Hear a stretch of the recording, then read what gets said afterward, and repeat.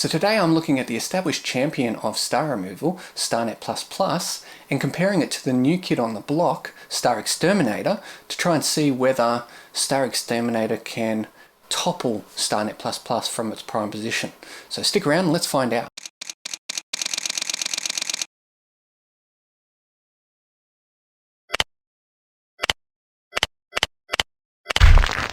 G'day guys, it's Paul from Polyman Astro, and today we're going to be looking at Starnet++ versus StarXTerminator. I'll be using both of them in PixInsight first, and then I'll run StarXTerminator in Photoshop as well to see whether there's a difference between the PixInsight version and the Photoshop version. Now the pros of Starnet++, it's well established, it's been around for quite a while, so there's no surprises in terms of what it does, and it's free. The cons, being well established, we already know that there's quite significant artifacts that can be produced, and once they're produced, to me, I can't use those starless images, unfortunately. It doesn't happen to every image, and I can never work out when it's going to happen.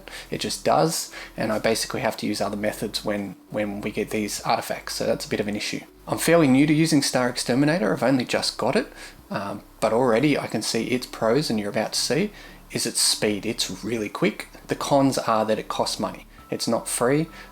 You do need to go to the RC Astro website and purchase it and then download it, but there is a 30-day free trial that you can check out. So let's jump across to PixInsight and have a look. But do stick around, because if you're umming and ahhing between buying the PixInsight version or the Photoshop version, my demonstration of the Photoshop version is really interesting and could help you decide which one you want to use. So let's do a comparison between Starnet++ and StarXTerminator in PixInsight. Now to be fair to Starnet++, I am working on a stretched image. StarXTerminator will work on a linear image, but that's not going to happen in today's video because I want to compare Starnet++ with StarXTerminator, so it's only fair to do that on non-linear data. Now I have an image here, it's the same image, just duplicated. One I've called Starnet on the left and one I've called StarXTerminator, and that's what we're going to be working on. Starnet on the left, StarXTerminator on the right, and it is an image, in case you're interested, of the Cosmic Reef in NGC 1968 in the Large Magellanic Cloud. So let's run both processes, which are underneath the All Processes menu, and for me they're right next to each other, which is nice. Now StarXTerminator, as I said, is not free. You need to download it from the RC Astro website. There's a 30-day free trial, otherwise you need to purchase it, and once you do that they'll send you the process and with instructions on how to install it. So I'll open them both first, just so that we can see them, and they're quite similar looking. Starnet on the left here, StarXTerminator on the right. I work with a stride of 64 in Starnet. It's up to you what you do. The smaller the stride, the longer it takes. Now I have GPU acceleration set up on mine, and it still takes about a minute to work. On both of them, I am going to create a star mask, or star image as it's called in StarXTerminator. That way it'll create a starless image and the stars, so I can put the stars back in once we've finished doing some processing. So let's run them. I'll speed up the Starnet because, as I said, it'll take about a minute.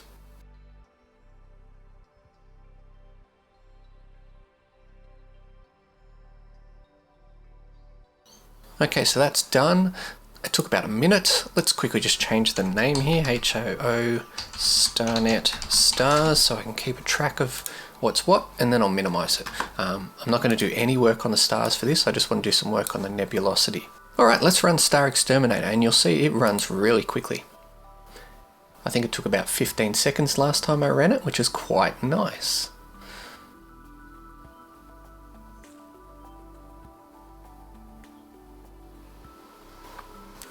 Okay, done. And now another pro for StarXTerminator, it names your starless image for you quite nicely. It doesn't just give it the generic Star Mask 1 or Star Mask 2, it actually lets you know it is StarXTerminator with stars. Okay, so that's quite nice, a win for StarXTerminator. Now the first thing I noticed between the two of them, and I can close these down now, is that they've both left residual stars, and it's pretty much the same stars that have been left behind, so that's interesting. So let's zoom in firstly on the Starnet image. So Starnet's been around for a while, it's an established player, and there's some very well-known artifacts that occur, and I can almost guarantee, yep, there's one right here, and I can see a faint one here too, maybe if I zoom in a bit more. So the way Starnet++ works is it works off blocks of pixels and compares the blocks of pixels to try and remove stars.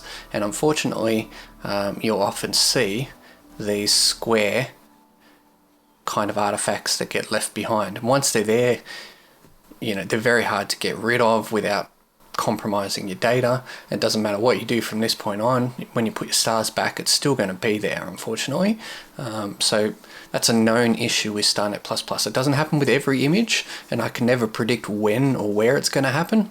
But once it happens, you pretty much, for me, I don't use Starnet at that point. I just try some other more labor-intensive methods to get rid of the stars, which is a bit unfortunate. So let's compare StarXTerminator and see what it's done.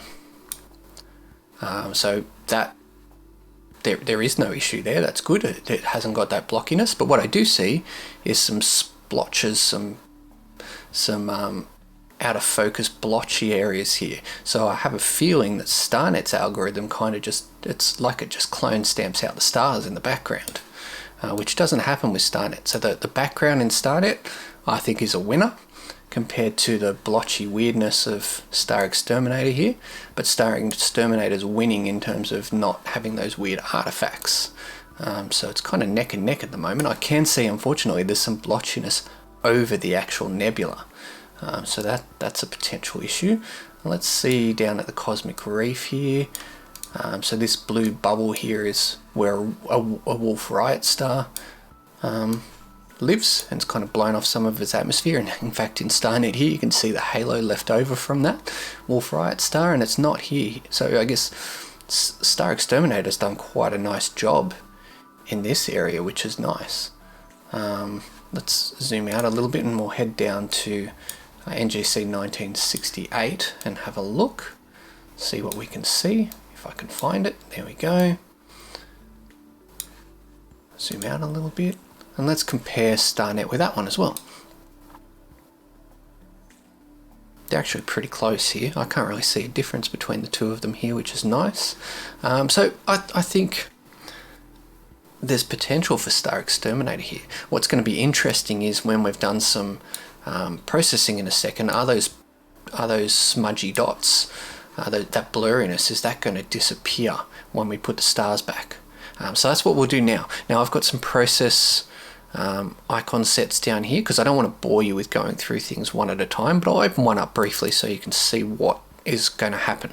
It's going to do a histogram stretch on the background, on the whole image, because what I want to do is I want to brighten the whole image, which is going to make it a bit brighter than the stars that we took out originally. Because what I really want to do is differentiate this starless image from the star image so that we can kind of exaggerate things and see if we can see some issues.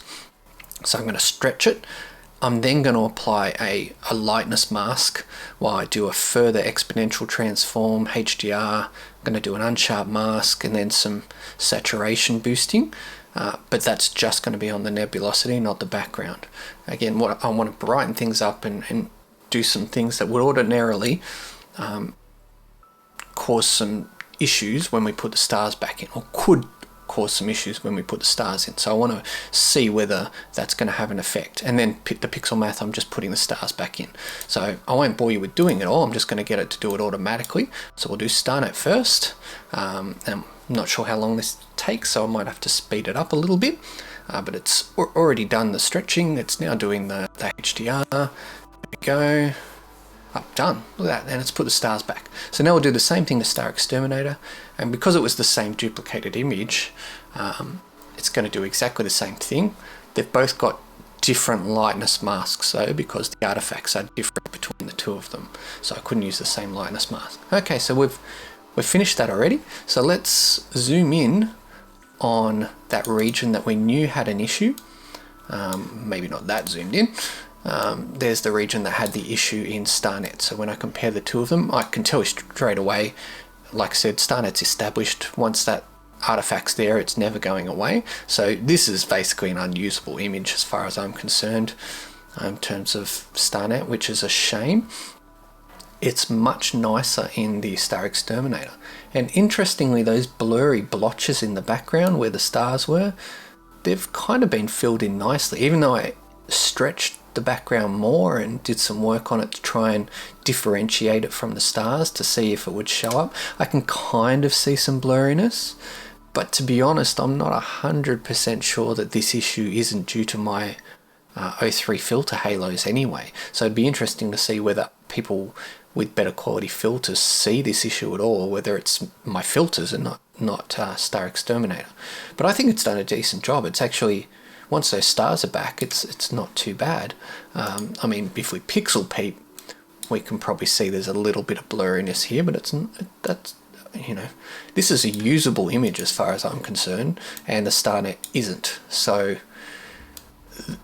I think the new kid on the block might have knocked Starnet off its podium. And it looks quite sharp through here. I can't see any blurriness here except for this really bright star. I'm genuinely surprised. When I saw that blurriness the first time I used StarXTerminator, I thought it was going to be hopeless. But once the stars are back, I think it's done a fantastic job, and it's really quick, which is amazing. So what I'll do now, I'll jump across to Photoshop and see if there's any noticeable difference between the two. I doubt there will be because it's the same algorithm. Alright, so here we are in Photoshop. So in Photoshop it's under the filters. Again, you need to have purchased it or have the trial to be able to run it. But let's run it and see what happens.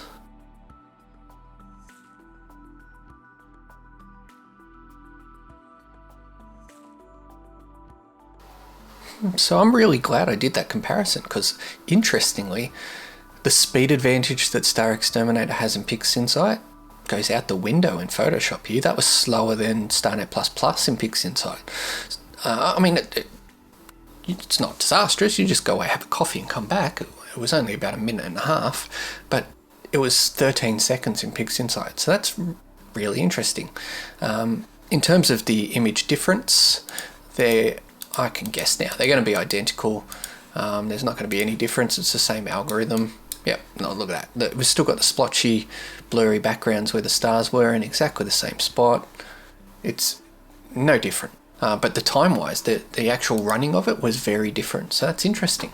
All right, so that's it for today. Hopefully, it's going to help you decide whether you want to jump across to StarXTerminator. It definitely surprised me. I was a bit unhappy at having to purchase it when Starnet++ is free, but given the job it did, I think I'm happy with the purchase that I've made. And I was genuinely surprised with the speed difference between the Photoshop version and the PixInsight version. I was not expecting that. It is super quick in PixInsight. That's a massive pro, and of course the job it does is astounding. So thanks for watching.